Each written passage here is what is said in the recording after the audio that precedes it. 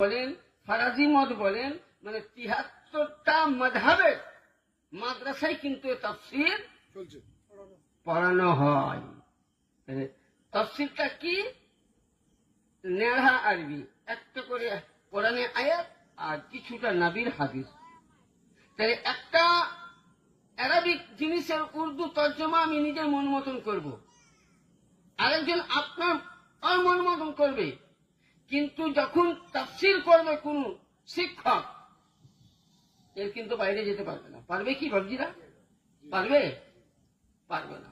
তো তাফসীরের মধ্যে লিপিবদ্ধ আছে যে এই আয়াত যখন নাযিল হয় তো আমার আকা নবী মুস্তাফা মুহাম্মদুর রাসূলুল্লাহ সাল্লাল্লাহু আলাইহি সাল্লাম এই আয়াতের দিকে লক্ষ্য করে ওই সময় আমার আকা নবী মুস্তাফা করলেন কি, তার বাড়িতে নাযিল হচ্ছে আয়াতখানা নাযিল হলো উম্মে সালমা রাদিয়াল্লাহু তাআলা আনহা, নবী পাকের স্ত্রীর বাড়িতে।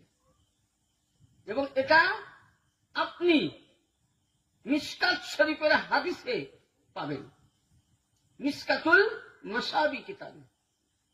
বর্ণনাকে বিখ্যাত রাবি, বিখ্যাত সাহাবী হযরত সাইয়্যিদিনা জাবির রাদিয়াল্লাহু তাআলা আনহু কি বর্ণনা করছেন যে আমরা নবী পাকের দরবারে গেলাম তো দেখতে পেলাম নবী পাক একটা কম্বল ওড়ে আছেন, মানে চাদর কামলিওয়ালা এইভাবে দিয়া আছেন। তো মনে হচ্ছে যে কম্বলের মধ্যে কেউ যেন কি হলো ভরা আছে।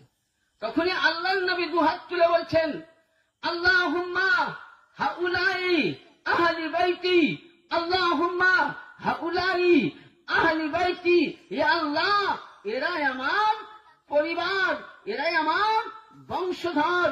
ইন্নামা ইউরিদুল্লাহ লিইযহিবা আনকুম রিজসা আহলা বাইতি ইউতাহিরকুম তাতহীরা।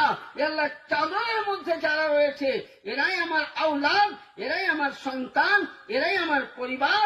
আল্লাহ এদের কাছ থেকে দুনিয়ার সমস্ত নাপাককে দূর করে দাও। তাহলে চাদরের মধ্যে কে ছিল এবার দেখতে হবে। হ্যাঁ, জাবির রাদিয়াল্লাহু তাআলা বলছেন চাদরের মধ্যে কে?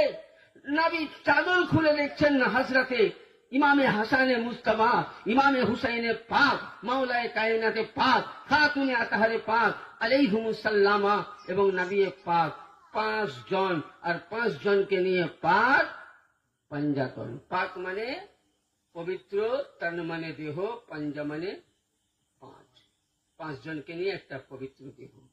তাহলে ওখানে নবী কাদেরকে পাক পঞ্জাতন বললেন?